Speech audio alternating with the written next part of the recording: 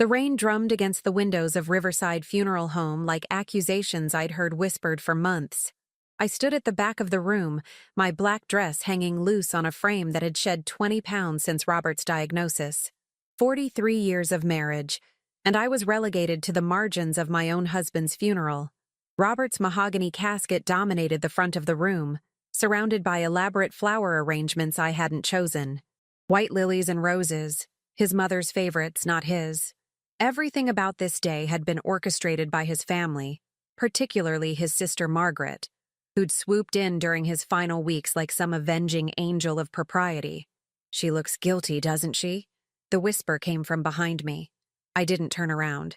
I'd grown accustomed to the stares, the sudden silences when I entered a room, the way conversations died when I approached. 6 months of accusations will do that to a person. My son Daniel stood at the podium, adjusting his tie with the same nervous gesture Robert used to make. At 35, he had his father's strong jaw and my stubborn streak, though he'd been using the latter against me lately. His wife Sarah sat in the front row, our 8-year-old granddaughter Emma beside her, both pointedly avoiding my gaze. "My father was a man of integrity," Daniel began, his voice carrying across the hushed room. "He built Brennan Construction from nothing, treated his workers fairly, and never compromised his values." His eyes found mine across the crowded room. He deserved better in his final years. The words landed like physical blows. I pressed my lips together and focused on the rain outside. This was my punishment for loving a man everyone thought was too good for me, for marrying above my station 43 years ago when I was just 18 and he was 25. Robert had been different then, rebellious, willing to defy his family's expectations. His parents had wanted him to marry Jennifer Whitmore, the banker's daughter with her finishing school education and trust fund. Instead, he'd chosen me, Elena Vasquez, the daughter of Mexican immigrants who cleaned houses in their neighborhood. He provided for his family, built a successful business, and was respected throughout Sacramento, Daniel continued. But in recent years, he suffered. Not just from the cancer that took him, but from betrayal by someone he trusted most. My hands trembled. I knew what was coming. "My mother," Daniel's voice cracked slightly, then hardened. "The woman standing in the back of this room, she wasn't the woman my father fell in love with. She wasn't the woman who supposedly supported him through 30 years of building his company. She's just here for the money." The room erupted in murmurs. Heads turned toward me like sunflowers following poison instead of light. I felt the familiar burn of shame and anger mixing in my chest. The same feeling I'd carried since Margaret had first accused me of forging Robert's signature on business documents. It had started small. A contract here, a bank authorization there. Robert's handwriting had become shaky during his chemotherapy, and I'd been helping him with paperwork for months. He'd even joked about my forgeries being better than his real signature. But after he died, Margaret had convinced Daniel that I'd been stealing from the company, manipulating a sick man for financial gain. The truth was more complicated and more painful than either of them wanted to acknowledge. Robert had been hiding the extent of his illness, making decisions that would have bankrupted the company and left our employees without jobs. I'd signed papers to keep paychecks flowing, to maintain health insurance for 73 families who depended on Brennan Construction. I'd done it with Robert's knowledge and blessing, but I had no proof. Just the word of a dead man and a wife everyone had always suspected of being a gold digger. "She manipulated him when he was weak," Daniel said, his voice growing stronger. "She forged his signature on dozens of documents, transferred money from company accounts, and convinced him to change his will when he wasn't thinking clearly. That last part was a lie, but I couldn't prove it. The will had been changed, but not the way Daniel claimed. Robert had actually left me less than originally planned, wanting to ensure the business could continue operating after his death. He'd been protecting everyone, me, Daniel, the employees, but his careful planning had been twisted into evidence of my manipulation. "She's not even really one of us," Margaret's voice carried from the front row where she sat beside Daniel's family. "She never was." And there it was, the real accusation that had lurked beneath all the others for 4 decades. I wasn't white enough, rich enough, educated enough to be a true Brennan, I was an interloper who had finally revealed her true nature.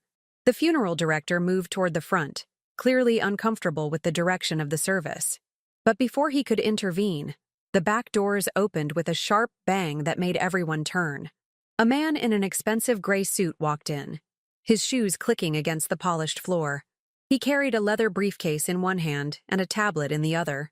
I'd never seen him before, but something about his purposeful stride and the way he surveyed the room made my stomach clench. "Ladies and gentlemen," he said, his voice carrying easily through the suddenly silent room, "I apologize for the interruption. My name is James Morrison, and I'm the attorney for the late Robert Brennan's estate." Daniel stepped back from the podium, confusion replacing the righteous anger on his face. "We already met with Dad's lawyer. Everything's been settled." "I'm afraid that's not quite accurate," Morrison said smoothly. He moved to the front of the room with the confidence of someone accustomed to commanding attention. "Your father engaged my services 6 months before his death, specifically to handle certain sensitive matters regarding his estate and business affairs." He set his briefcase down and held up the tablet. "Before we proceed with any further discussion of Mr. Brennan's character or his widow's supposed misconduct, I believe you should hear from Robert himself."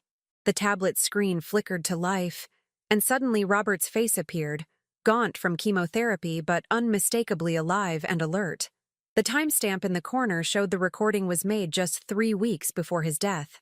"If you're watching this," Robert's recorded voice said, "it means I'm gone, and someone is probably saying terrible things about Elena." A collective gasp went through the room. Margaret's face went pale. Daniel stood frozen beside the podium, his mouth slightly open. "I know my family," Robert continued, his voice weak but clear. "I love them, but I know them. I know they've never accepted my wife, and I know they'll use my death as an excuse to finally push her out completely." He paused, coughing slightly, then looked directly into the camera with the same intensity I'd fallen in love with all those years ago. "So let me be very clear about something. Every signature Elena made, every document she signed, every financial decision she helped me make, I asked her to do it. I was dying, and I was scared, and she was the only person I trusted to help me protect what we'd built together." The room was dead silent except for the sound of rain against the windows and someone's sharp intake of breath. "Margaret, Daniel, I love you both, but you would have let the company die to preserve some notion of propriety. Elena saved it. She saved 73 jobs and kept families fed while I was too proud to admit I couldn't hold a pen steady anymore." He leaned forward slightly, his eyes intense despite his physical weakness. "And if anyone suggests that Elena married me for money or manipulated me in my final years, they can go to hell. She's given me 43 years of love, loyalty, and sacrifice. She's earned every penny she'll inherit, and she's earned your respect." The recording paused, and Morrison looked around the room with satisfaction. "There's more, of course. Quite a bit more. But I think that's sufficient for now."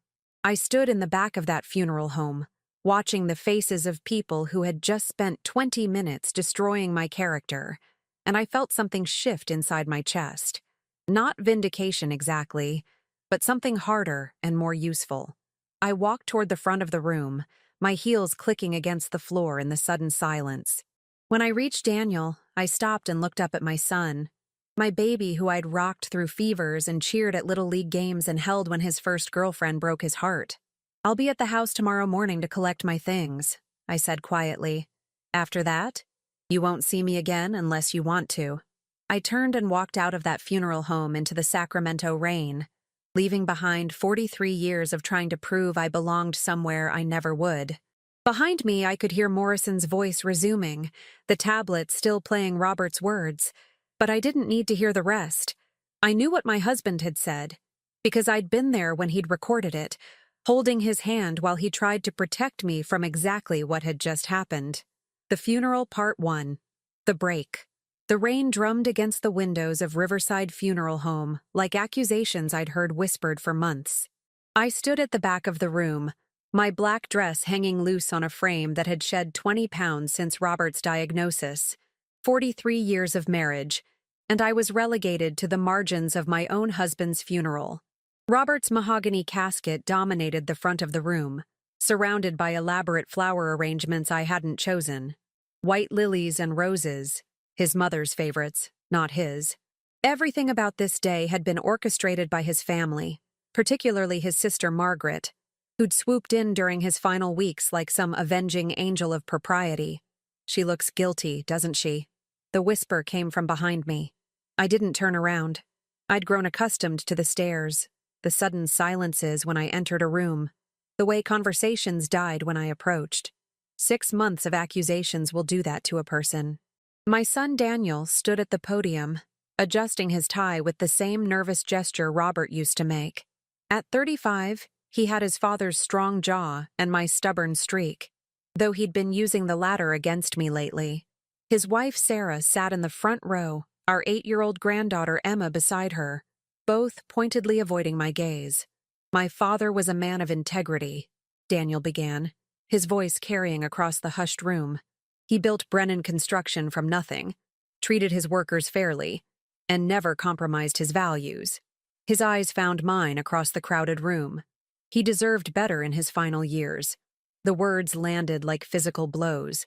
I pressed my lips together and focused on the rain outside. This was my punishment for loving a man everyone thought was too good for me, for marrying above my station 43 years ago when I was just 18 and he was 25. Robert had been different then, rebellious, willing to defy his family's expectations. His parents had wanted him to marry Jennifer Whitmore, the banker's daughter with her finishing school education and trust fund. Instead, he'd chosen me, Elena Vasquez, the daughter of Mexican immigrants who cleaned houses in their neighborhood. He provided for his family, built a successful business, and was respected throughout Sacramento, Daniel continued. But in recent years, he suffered, not just from the cancer that took him, but from betrayal by someone he trusted most. My hands trembled.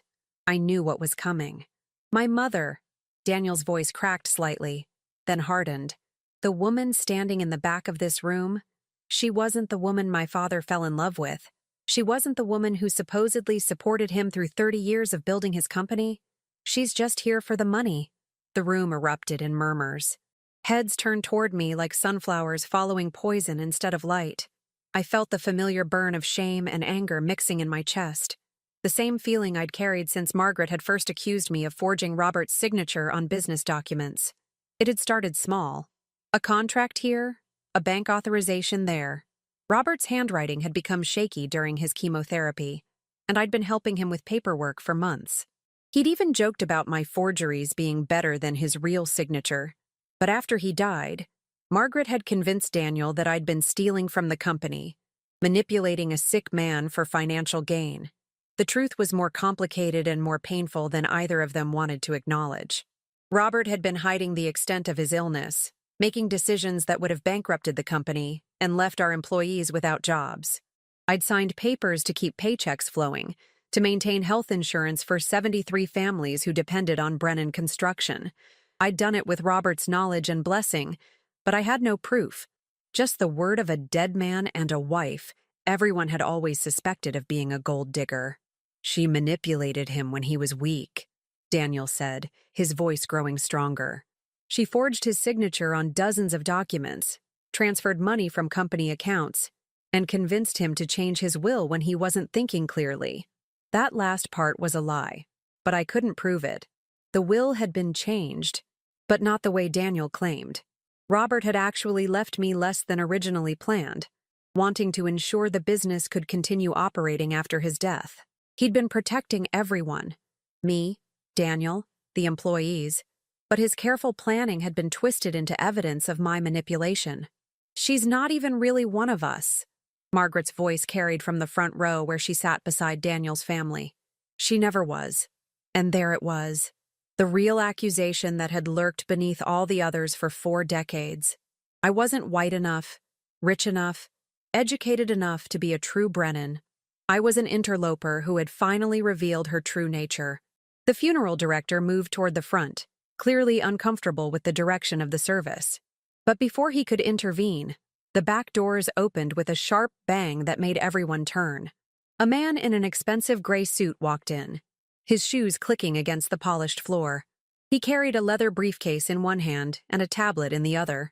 I'd never seen him before, but something about his purposeful stride and the way he surveyed the room made my stomach clench. "Ladies and gentlemen," he said, his voice carrying easily through the suddenly silent room, "I apologize for the interruption. My name is James Morrison, and I'm the attorney for the late Robert Brennan's estate." Daniel stepped back from the podium, confusion replacing the righteous anger on his face.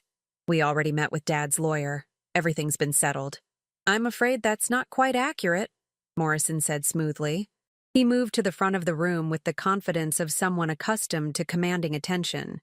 "Your father engaged my services 6 months before his death, specifically to handle certain sensitive matters regarding his estate and business affairs." He set his briefcase down and held up the tablet. "Before we proceed with any further discussion of Mr. Brennan's character or his widow's supposed misconduct, I believe you should hear from Robert himself." The tablet screen flickered to life, and suddenly Robert's face appeared, gaunt from chemotherapy but unmistakably alive and alert. The timestamp in the corner showed the recording was made just 3 weeks before his death.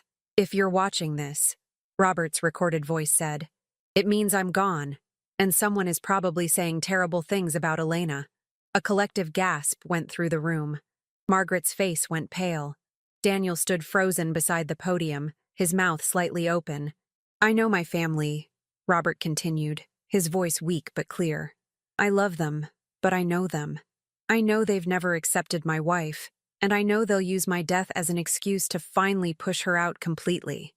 He paused, coughing slightly, then looked directly into the camera with the same intensity I'd fallen in love with all those years ago. "So let me be very clear about something. Every signature Elena made, every document she signed, every financial decision she helped me make, I asked her to do it. I was dying, and I was scared, and she was the only person I trusted to help me protect what we'd built together." The room was dead silent except for the sound of rain against the windows and someone's sharp intake of breath. "Margaret, Daniel, I love you both, but you would have let the company die to preserve some notion of propriety. Elena saved it. She saved 73 jobs and kept families fed while I was too proud to admit I couldn't hold a pen steady anymore." He leaned forward slightly, his eyes intense despite his physical weakness. "And if anyone suggests that Elena married me for money or manipulated me in my final years, they can go to hell. She's given me 43 years of love, loyalty, and sacrifice. She's earned every penny she'll inherit, and she's earned your respect." The recording paused, and Morrison looked around the room with satisfaction. "There's more, of course. Quite a bit more. But I think that's sufficient for now." I stood in the back of that funeral home, watching the faces of people who had just spent 20 minutes destroying my character, and I felt something shift inside my chest. Not vindication exactly, but something harder and more useful. I walked toward the front of the room, my heels clicking against the floor in the sudden silence. When I reached Daniel, I stopped and looked up at my son, my baby who I'd rocked through fevers and cheered at Little League games and held when his first girlfriend broke his heart. "I'll be at the house tomorrow morning to collect my things," I said quietly. "After that, you won't see me again unless you want to." I turned and walked out of that funeral home into the Sacramento rain, leaving behind 43 years of trying to prove I belonged somewhere I never would. Behind me, I could hear Morrison's voice resuming, the tablet still playing Robert's words. But I didn't need to hear the rest. I knew what my husband had said, because I'd been there when he'd recorded it, holding his hand while he tried to protect me from exactly what had just happened. The rain soaked through my black dress as I walked to my car, but I didn't hurry. For the first time in months, I felt like I could breathe. 3 months after the funeral, I stood in the parking lot of a Motel 6 in Stockton, California, holding everything I owned in 2 suitcases and a cardboard box. The inheritance lawyers were still sorting through the mess Margaret and Daniel had created with their challenges to the will, but Morrison had been clear. It would take at least a year, maybe 2. "These things take time when there are contested claims," he'd explained during our last meeting. "Your husband was thorough, but your family is determined to tie this up in court as long as possible." I'd sold my jewelry to pay for the motel room, 3 weeks in advance, enough time to find work and figure out what came next. The diamond earrings Robert had given me for our 20th anniversary bought me breathing room. The wedding ring I kept, though I'd moved it to my right hand. Some things you hold on to not because they still mean what they once did, but because letting go would mean losing the last piece of who you used to be. The motel clerk was a tired-looking woman in her 50s with bleached hair and kind eyes. She slid the plastic keycard across the counter without judgment, which was more than I'd gotten from most people lately. "Room 247, she said. "Ice machines at the end of the hall, and there's a Denny's next door if you need food." I nodded my thanks and climbed the external stairs to the second floor. The room smelled like industrial carpet cleaner and old cigarettes, but it was clean, and the lock worked. I set my suitcases on the bed and looked around at what had become my entire world. A double bed with a floral comforter, a small table with 2 chairs, and a window that faced the freeway. That first night, I sat at the little table and made a list of everything I needed to do. Find work. Find a permanent place to live. Figure out how to be Elena Vasquez again instead of Mrs. Robert Brennan. The name thing was harder than I'd expected. For 43 years, I'd been Elena Brennan. Before that, I'd been Elena Vasquez for only 18 years, and most of those as a child. I felt caught between identities, neither quite fitting anymore.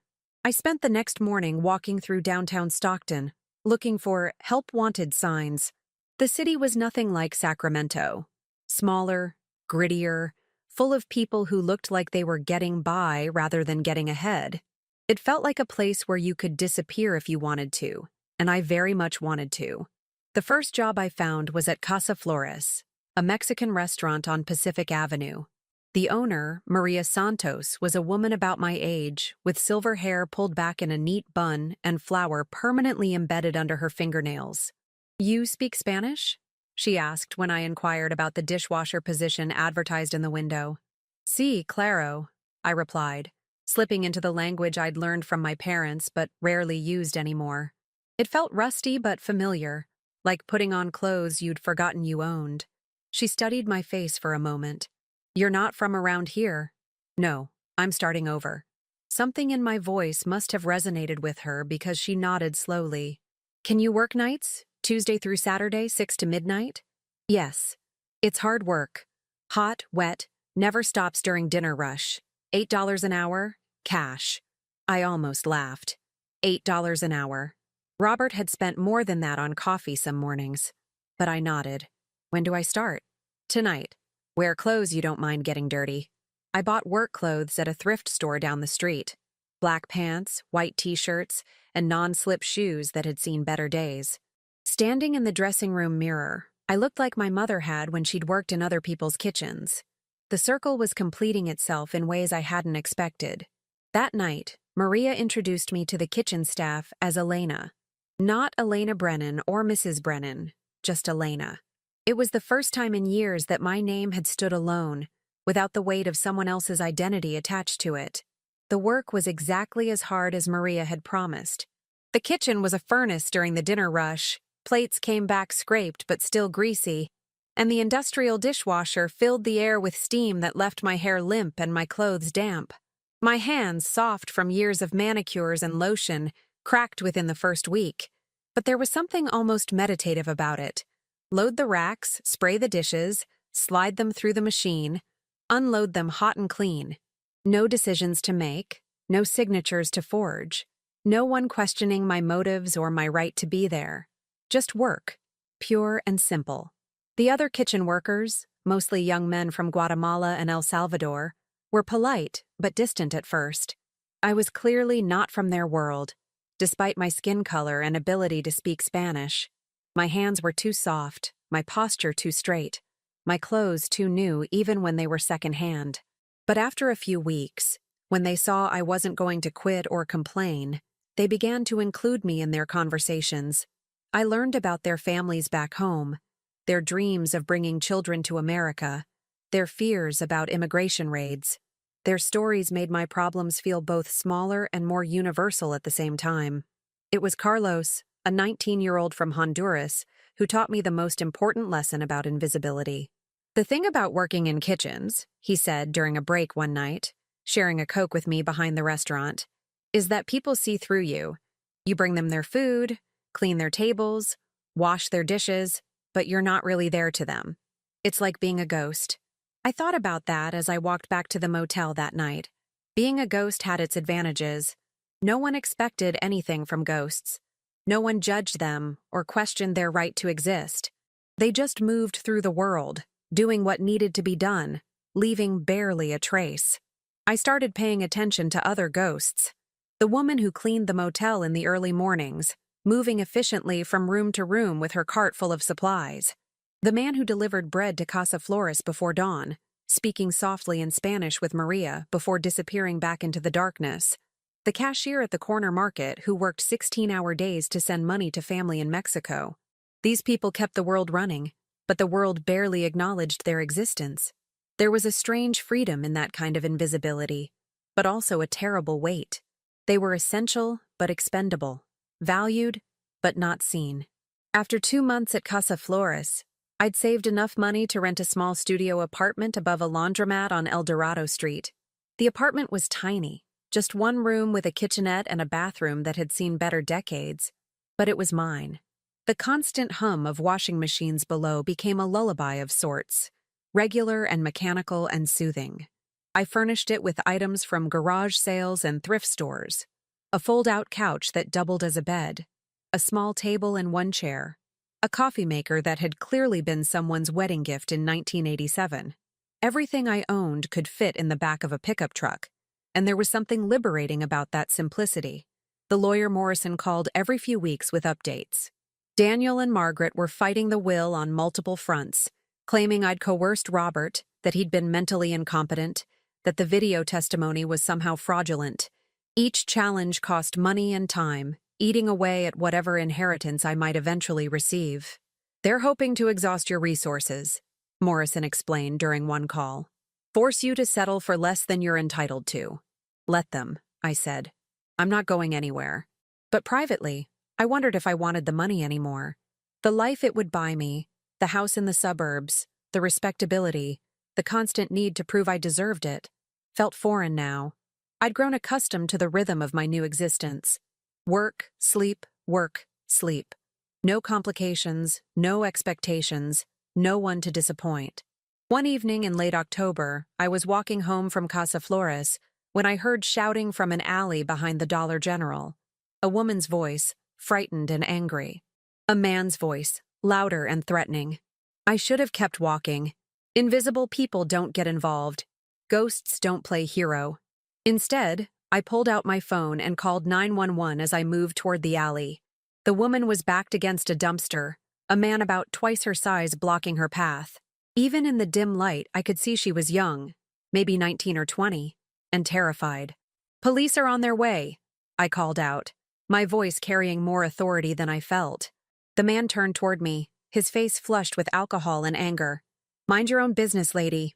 "This is my business," I said, surprised by my own conviction. "Leave her alone." He took a step toward me, and for a moment I thought I'd made a terrible mistake. But then sirens wailed in the distance, growing louder, and he seemed to deflate. "This isn't over," he muttered to the young woman before stalking away into the darkness. The woman slumped against the dumpster, crying with relief. "Thank you," she whispered. "Thank you so much." I stayed with her until the police arrived, gave my statement, and made sure she had a safe way to get home. Walking back to my apartment afterward, I felt something I hadn't experienced in months. The satisfaction of being useful, of making a choice that mattered. It was a small thing, probably forgotten by everyone involved within a week, but it felt like the first real thing I'd done since Robert died. Not Elena Brennan trying to prove her worth, not Elena Vasquez trying to survive, but just Elena, acting on instinct and conscience. That night, lying on my fold-out couch listening to the washing machines below, I realized I was no longer just surviving. I was learning how to live again, stripped down to the essential parts of myself I'd forgotten existed. The inheritance could take years to resolve. Daniel and Margaret could keep fighting. It didn't matter anymore. I was building something new from nothing, the way my parents had, the way Robert had, the way people do when they have no choice but to start over. I was finally free to find out who Elena really was when no one was watching. The young woman's name was Lucia, and she started coming to Casa Flores every Tuesday night, always ordering the same thing: chicken enchiladas and a Sprite. She'd sit at the corner table, doing homework from what looked like community college textbooks, occasionally glancing toward the kitchen with a shy smile when she caught my eye through the pass-through window. It took 3 weeks before she worked up the courage to approach me during my break. "I wanted to thank you again," she said in accented English, then switched to Spanish. "What you did. Most people wouldn't have gotten involved." "Most people are smarter than I am," I replied, which made her laugh. Her story came out in pieces over the following weeks. She was 22, not 19 as I'd guessed. The man in the alley was her ex-boyfriend, who'd been stalking her since she'd broken up with him 6 months earlier. She was studying to be a paralegal at San Joaquin Delta College, working 2 jobs to pay for classes and send money to her family in Michoacan. "The police said they can't do much unless he actually hurts me," she told me one evening. "A restraining order is just a piece of paper if he decides to ignore it."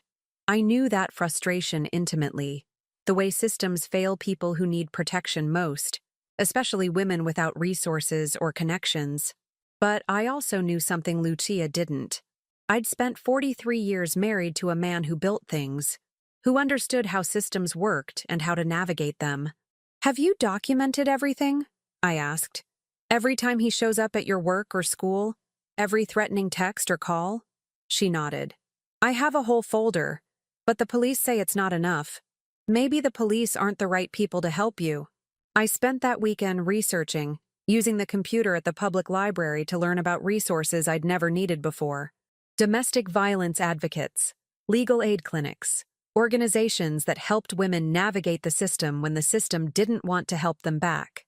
Monday morning, I called in sick to Casa Flores and took Lucia to the offices of Central Valley Legal Services.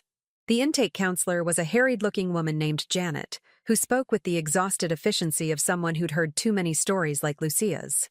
"We can help you file for a more comprehensive restraining order," Janet explained. "But you're right that enforcement is the real issue. Have you considered relocating?" Lucia's face fell. "I can't.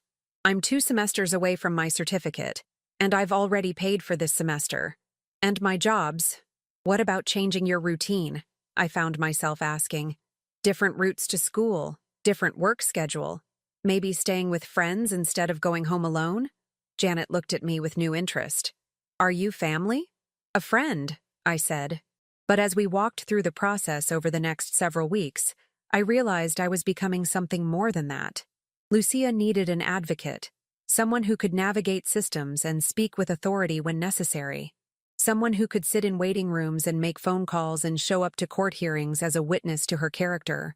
I'd never been an advocate for anyone except myself, and even then, not very successfully. But I discovered I was good at it. Maybe it was all those years of managing Robert's business affairs, or maybe it was simply that I had time and energy to devote to someone else's problems instead of my own. The restraining order process took 2 months.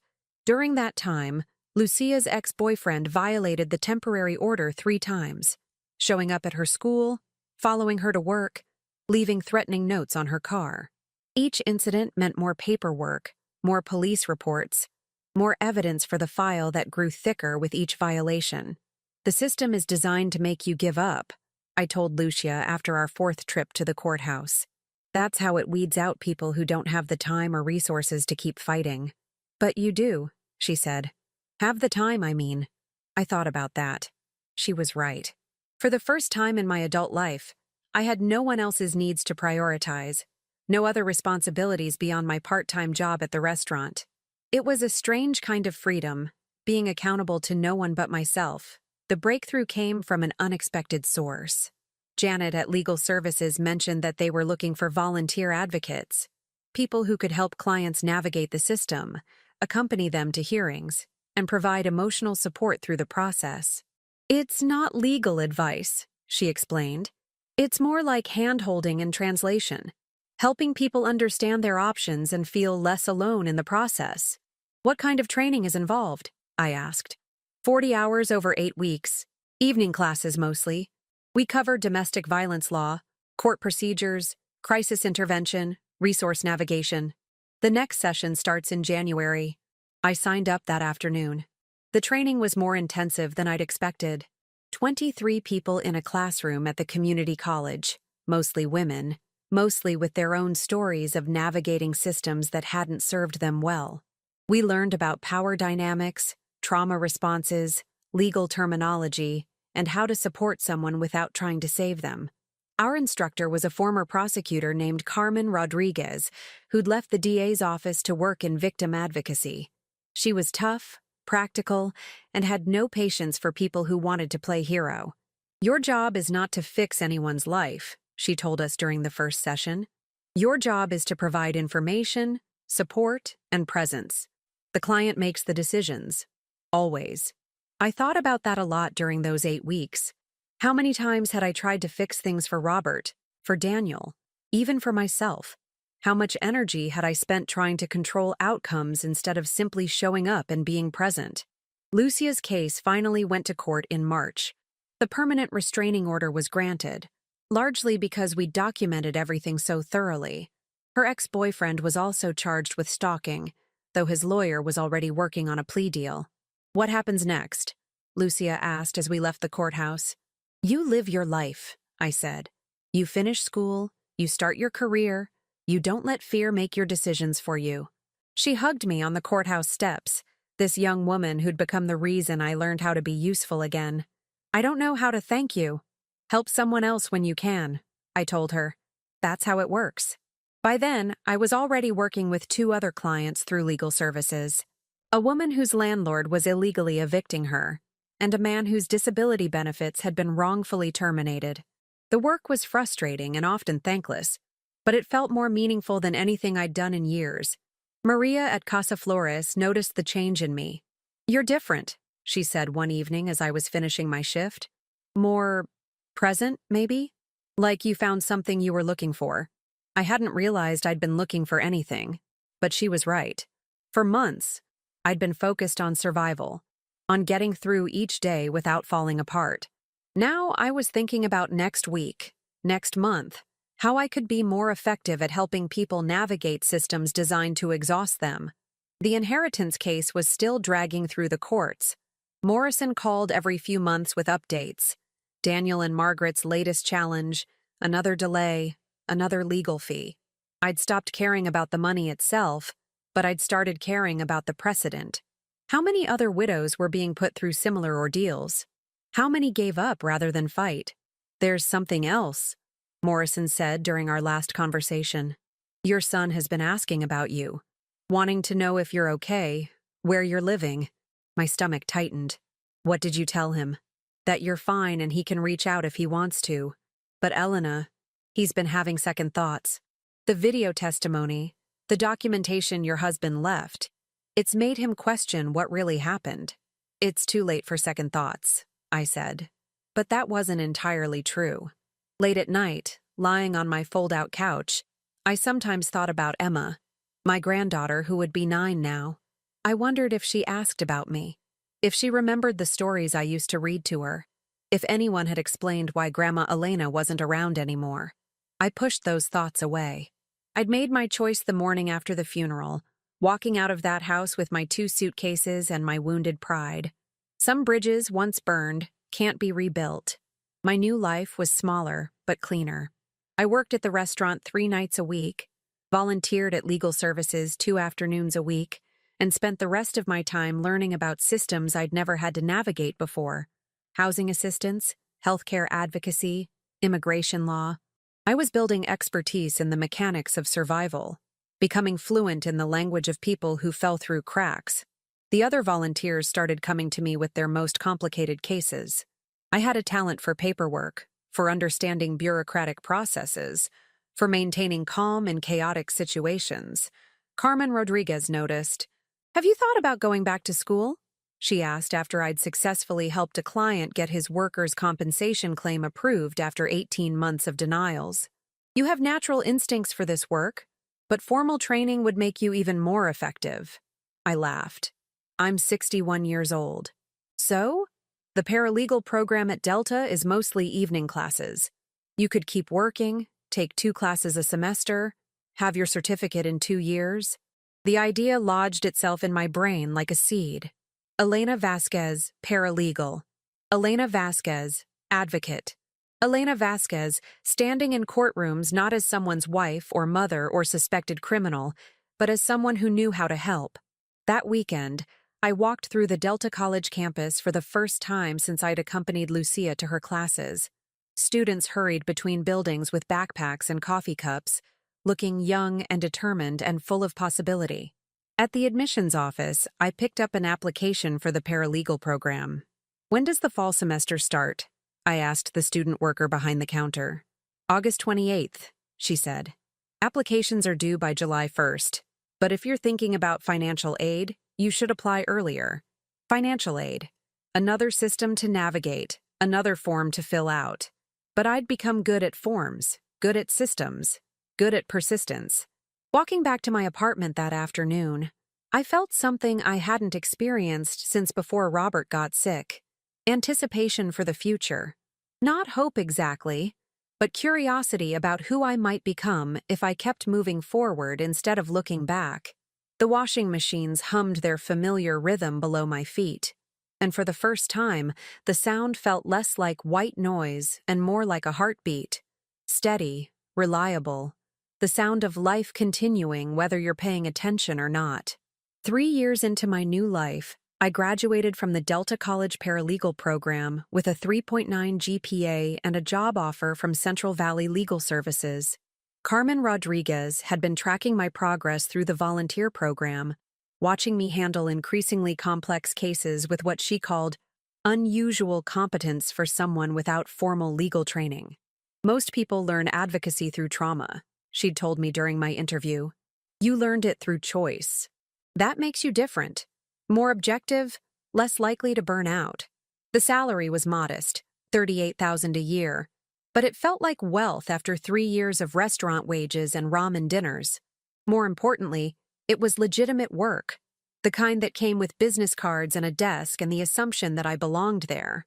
My first office was a cubicle in the corner of a building that had seen better decades, but I decorated it like it was a corner suite.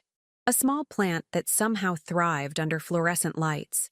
A photo of my parents on their wedding day, the only picture I'd kept from my old life. A framed certificate from my paralegal program that felt more meaningful than my long-ago high school diploma.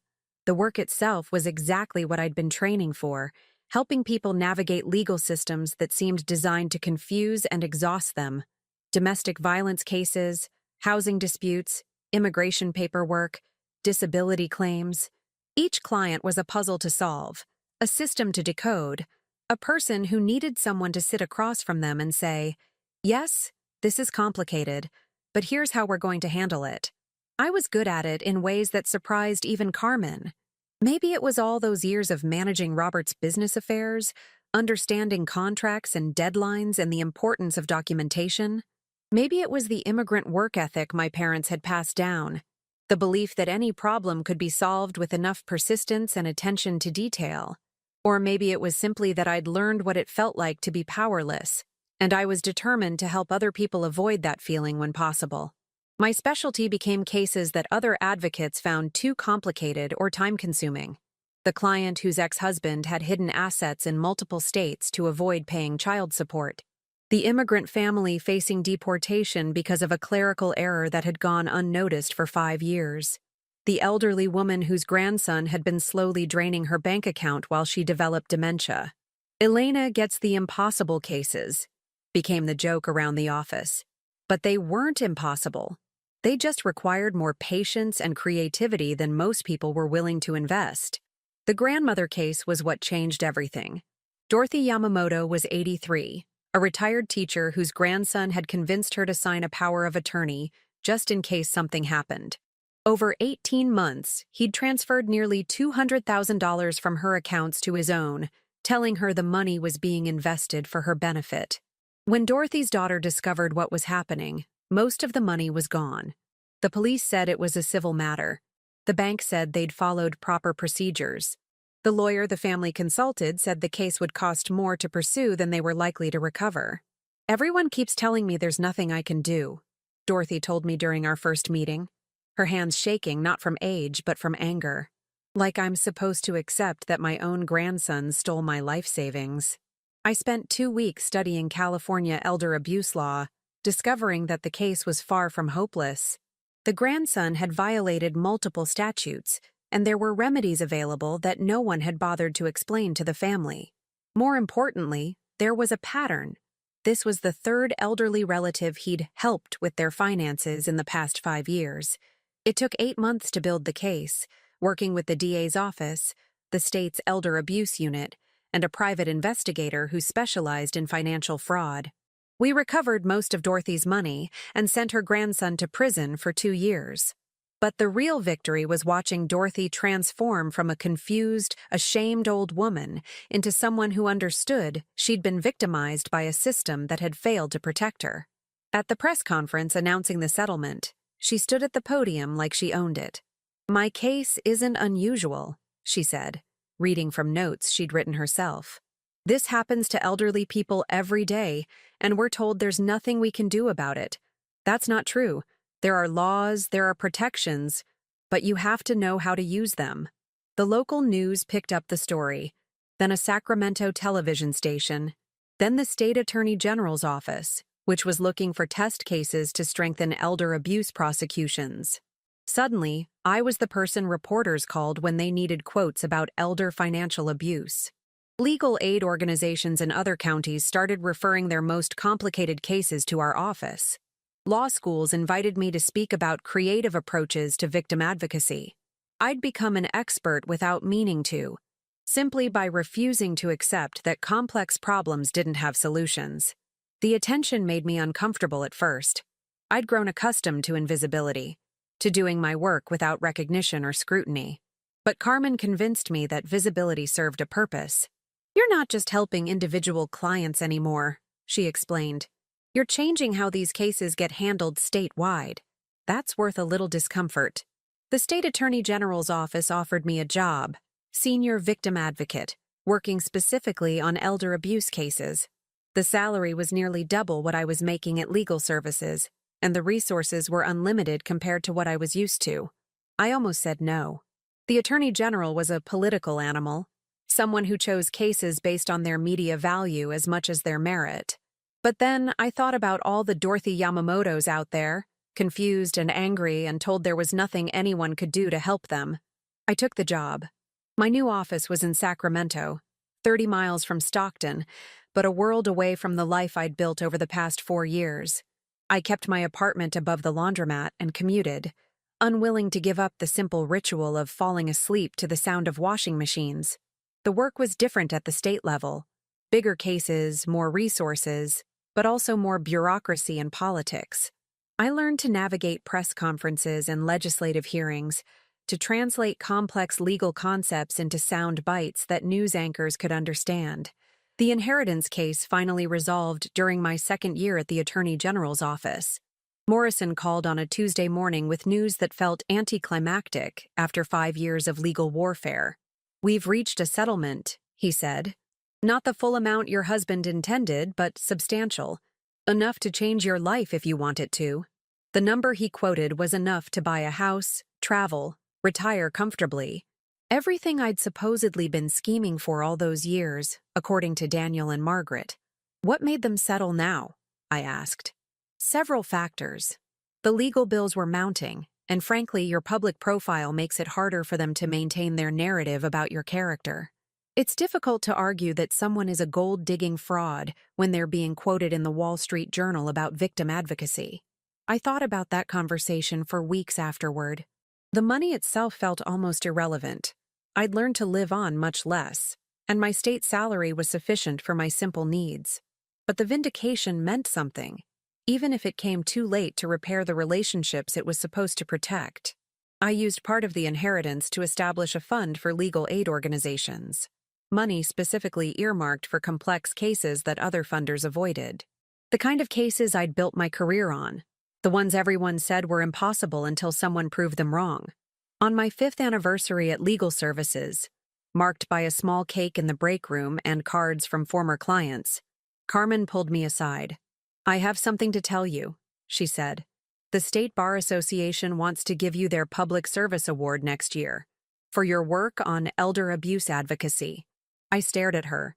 That's a big deal. It's a very big deal. And well-deserved. That evening, I sat in my small apartment above the laundromat, surrounded by case files and law books, and tried to process how far I'd traveled from that funeral home in Sacramento 6 years earlier. The woman who'd been accused of stealing from her dying husband was about to receive one of the legal profession's highest honors for protecting vulnerable people from exactly the kind of abuse she'd been falsely accused of. The irony wasn't lost on me, but it didn't feel like victory exactly. More like completion, the closing of a circle that had taken years to draw. My phone rang, interrupting my thoughts. The caller ID showed a number I didn't recognize, but the voice was familiar. Mom? Daniel. I hadn't heard his voice in 6 years. Not since that terrible morning after the funeral when I'd told him he wouldn't see me again unless he wanted to. Daniel. I kept my voice neutral, though my heart was racing. I saw the article about you in the Sacramento Bee, about the award. I waited. Mom, I need to tell you something. About Dad's funeral. About everything we said. We were wrong. I was wrong. The washing machines hummed below my feet, steady and reliable, marking time while my carefully constructed new life shifted around this unexpected intrusion from my old one. "Why are you calling now?" I asked. "Because..." His voice cracked the way it had when he was 8 years old and had broken something valuable. "Because Emma asked me last week why Grandma Elena never comes to see her anymore, and I realized I didn't have a good answer. Emma, 9 years old when I'd left, 15 now, a teenager who barely remembered the grandmother who used to read her stories and braid her hair. It's been 6 years, Daniel. I know I have no right to ask, but could we maybe talk? In person. I think there are things I need to say to you." I closed my eyes and listened to the washing machines, to the sound of life continuing whether you're paying attention or not. Some bridges once burned can't be rebuilt, but maybe sometimes you can build new ones. We met at a coffee shop in Davis, neutral territory between Sacramento and Stockton. I arrived 15 minutes early and chose a table near the window, wanting to see Daniel before he saw me. 6 years changes a person, and I wasn't sure either of us would recognize who the other had become. He walked in at exactly 3 o'clock, looking around uncertainly before his eyes found mine. The boy I remembered was gone, replaced by a man who looked older than his 41 years. Gray threaded through his dark hair, and there were lines around his eyes that spoke of stress and sleepless nights. I stood as he approached, unsure of the protocol for greeting a son who'd publicly accused you of being a fraud and a thief.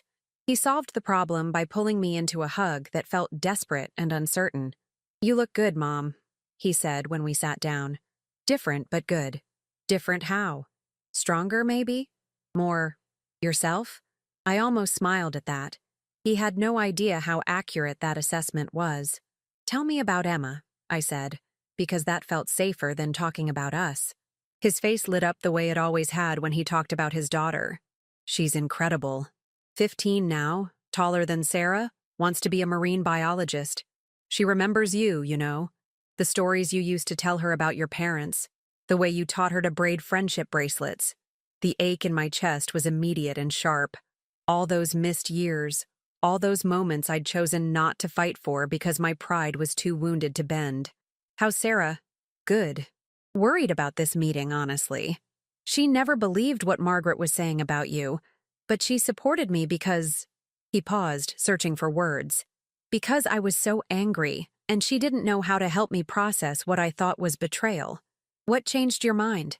Daniel stared into his coffee cup for a long moment. "A lot of things. The video Dad made, obviously, but also watching how the legal battle dragged on, seeing Margaret's motivations become clearer. And then when I started reading about your work, seeing your name in newspapers..." He looked up at me with Robert's eyes, and I saw something I hadn't expected. Respect. "Mom, you became exactly the kind of person Dad always said you were. Someone who fights for people who can't fight for themselves. Someone who doesn't give up when things get complicated. I thought about the clients I'd helped over the past 6 years, the cases everyone said were impossible, the systems I'd learned to navigate and sometimes change.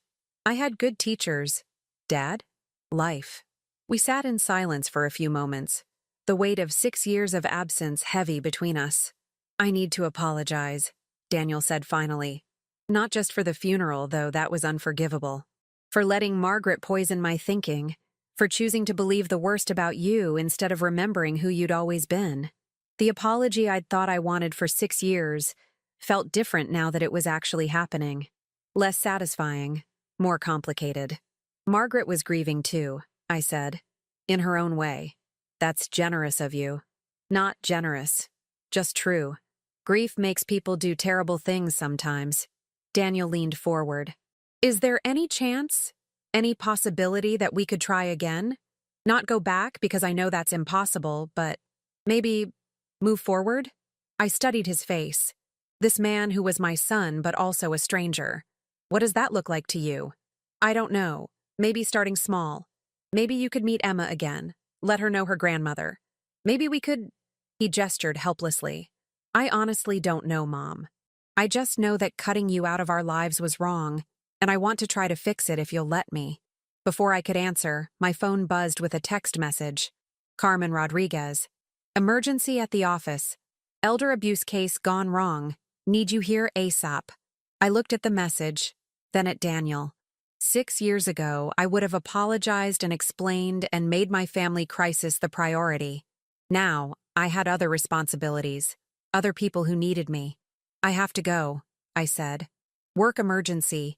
Daniel's face fell slightly, and I realized he'd expected me to drop everything for this conversation the way I once would have. But, I continued, we could continue this. Maybe dinner next week? You could tell me more about Emma, and I could tell you about the work I'm doing. His relief was visible. I'd like that.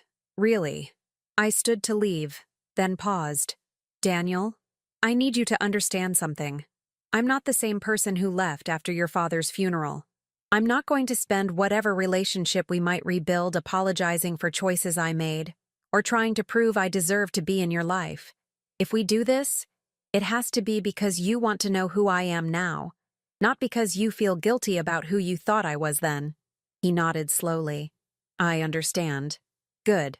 I'll call you. I drove back to Sacramento thinking about identity and forgiveness and the difference between the two. The emergency at the office turned out to be a case that had taken a dangerous turn. An elderly man whose son had been embezzling from him had been hospitalized after what appeared to be a suspicious fall. The son was claiming it was an accident, but the pattern matched other cases I'd seen. I spent the next 4 hours coordinating with police, doctors, and social services to ensure the man's safety while we investigated. It was exactly the kind of complex, urgent situation I'd become expert at handling, the kind that required quick thinking and careful documentation and the ability to make life-changing decisions under pressure. By the time I got home that evening, the conversation with Daniel felt like it had happened weeks ago instead of hours. My real life was here, in this work, with these people who needed my expertise and experience. But as I sat in my small apartment, I found myself thinking about Emma, 15 years old, wanting to be a marine biologist, tall like her mother, but with Daniel's stubborn streak. A young woman I'd helped shape for the first 8 years of her life, then abandoned when my pride was wounded. I called Daniel the next morning. I'd like to meet Emma, I said without preamble. Not as her grandmother trying to reclaim some relationship I gave up, but as Elena, as someone who knew her when she was little and would like to know who she's become. She'd like that, Daniel said. She's actually the one who's been asking about you. Then let's set something up. But Daniel, I'm not going to pretend the last 6 years didn't happen, and I'm not going to act like I'm sorry for the life I built without you. If that's what you're looking for, this isn't going to work. That's fair, he said. More than fair. We arranged to meet the following weekend at a restaurant in Sacramento. Emma could drive now, another milestone I'd missed, and wanted to come on her own, without her parents mediating the conversation. The night before our dinner, I received a call that changed everything. Carmen Rodriguez, her voice tight with excitement and exhaustion. "Elena, I need you to sit down. The governor's office called. They want to offer you the position of State Elder Abuse Ombudsman. It's a new position, cabinet level, created specifically because of the work you've been doing." I sat down hard on my fold-out couch. "It's a 4-year appointment," Carmen continued. "Significant budget, your own staff, direct access to the governor. They want you to build a statewide program from the ground up." "Why me?" "Because you've already been doing the job, just without the title or resources. Because you understand the systems and know how to change them. Because you're the person everyone calls when they have an impossible case." I thought about Dorothy Yamamoto, about Lucia, about all the clients who'd been told there was nothing anyone could do to help them, about the woman I'd been 6 years ago, accused of the very crimes I now spent my life fighting against. When do they need an answer? End of the week. I accepted the position 3 days later, during my dinner with Emma. My granddaughter, tall and serious and startlingly articulate, listened as I explained what the job would mean, how it would allow me to help people on a scale I'd never imagined possible. "So you'll be like the state's grandmother," Emma said, "protecting other grandmothers from people who want to hurt them." The simplicity of it took my breath away. "Something like that. Yes. That's exactly what you should be doing," she said, with the certainty that only teenagers possess. "It's like you found your superpower." Walking to my car after dinner, I thought about superpowers and second chances and the strange ways life completes its circles. The woman who'd been cast out for allegedly stealing from a vulnerable man was about to become the state's primary defender of vulnerable people. 6 months later, I stood at a podium in the state capitol, being sworn in as California's first elder abuse ombudsman. Daniel and Emma sat in the front row, Sarah beside them. In the audience were clients I'd helped, colleagues I'd worked with, and advocates from across the state who'd come to witness this moment. But the person I thought about as I raised my right hand was Robert. Not the sick man who'd made desperate videos to protect me, but the young man who'd chosen me over his family's expectations 47 years ago. Who'd seen something in an 18-year-old girl that even she didn't know was there. I'd finally become worthy of his faith in me, not by proving I belonged in his world, but by building my own. The oath I took that day wasn't just to the state of California or to the office I was assuming. It was to every person who'd been told their case was too complicated, their situation hopeless, their voice unimportant. I'd learned what it meant to be invisible, to be discounted, to be told there was nothing anyone could do. Now I had the power to make sure fewer people would have to learn those lessons the hard way. The washing machines in my old apartment above the laundromat were still humming, marking time for someone else now, but I could still hear their rhythm in my memory. Steady, reliable, the sound of life continuing whether you're paying attention or not. I was paying attention now, to all of it. 2 months after my swearing-in ceremony, Daniel called with news that felt like the final piece of a puzzle I hadn't realized was still incomplete.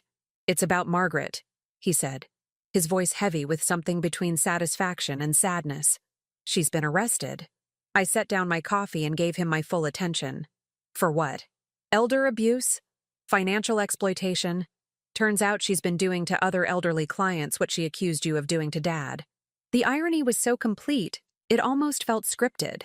Margaret, who had built her crusade against me on accusations of financial manipulation, had been systematically stealing from vulnerable seniors through her accounting firm. How did they catch her? One of her clients' daughters got suspicious when her mother's savings account kept shrinking despite no major expenses. She hired a forensic accountant, and everything unraveled from there. Margaret had been skimming from at least 12 different elderly clients over the past 8 years. 8 years. That meant she'd been stealing from vulnerable people even while she was accusing me of the same crime at Robert's funeral. "The amounts are substantial," Daniel continued. "Over $400,000 total, and Mom, some of the techniques she used, the way she manipulated signatures and convinced clients to change financial arrangements. It's exactly what she said you did to Dad." I thought about projection, about how people often accuse others of the sins they themselves are committing. Margaret's fury at Robert's funeral hadn't been about protecting his legacy. It had been about deflecting attention from her own crimes. How is she handling it? Not well. Her lawyer is trying to negotiate a plea deal, but the DA's office isn't interested. Apparently, they want to make an example of her because elder financial abuse is becoming such a problem. The DA's office. My office, essentially, since elder abuse cases now fell under my purview as state ombudsman. Daniel, you should know. This case will probably come across my desk eventually. I'll have to recuse myself because of our family connection. But you'll make sure it's handled properly. I'll make sure it's handled exactly the way every elder abuse case should be handled. Thoroughly, fairly, and with full consideration for the victims. There was silence on the other end of the line. She destroyed your reputation for something she was doing herself, Daniel said finally. For 6 years, she made our family believe you were a criminal while she was actually committing crimes. Yes? Aren't you angry? I considered the question seriously. Was I angry? There was certainly satisfaction in seeing Margaret face consequences for her actions, in watching the truth emerge in such a definitive way. But anger? I'm sad, I said finally. Sad that she chose to hurt vulnerable people. Sad that she used her grief over Robert's death to justify cruelty toward me. Sad that it took so long for someone to protect her victims. That's very mature of you. Not mature. Just tired of carrying other people's anger around. The Margaret situation became a teaching case in my office, an example of how financial predators often hide behind respectability and family connections. Her clients had trusted her because she'd been Robert's sister, because she came with references and recommendations, because she seemed like one of them. I used her case in presentations about red flags and protective measures, though I never mentioned our family connection. The facts spoke for themselves. Respected accountant, pillars of the community reputation, systematic exploitation of elderly clients who trusted her with their life savings. Margaret's trial made local news, though she was just one of many elder abuse cases flooding the courts. She received 3 years in prison and was ordered to pay full restitution to her victims. Her accounting license was permanently revoked, and she lost her house to cover the financial judgments against her. The woman who had stood in that funeral home 6 years earlier, declaring that I wasn't really one of them, had destroyed her own life through the very crimes she'd accused me of committing. But perhaps the most fitting consequence was the silence that surrounded her downfall. No family rallied to her defense. No community members spoke up for her character. No one organized fundraisers or letter-writing campaigns. She faced her reckoning alone, invisible in the way she'd tried to make me invisible all those years ago. When I thought about Margaret now, it wasn't with anger or even satisfaction. It was with the kind of professional detachment I'd learned to maintain with all the predators I encountered in my work. She was simply another person who had chosen to exploit the vulnerable, another case study in how power can corrupt when it's not checked by conscience. The real victory wasn't her downfall. It was that I'd become the kind of person who could protect other people from becoming her victims. Every system I'd helped strengthen, every policy I'd influenced, every advocate I'd trained was a barrier between predators like Margaret and the vulnerable people they targeted. Margaret had tried to destroy me by claiming I was someone who would steal from the helpless. Instead, I'd become someone who spent my life preventing exactly those crimes. That felt like justice in its truest form. Not revenge, but transformation of pain into protection for others. The washing machines were still humming somewhere in my memory, marking time for a life that continued whether anyone was paying attention or not. I was paying attention now, to all of it.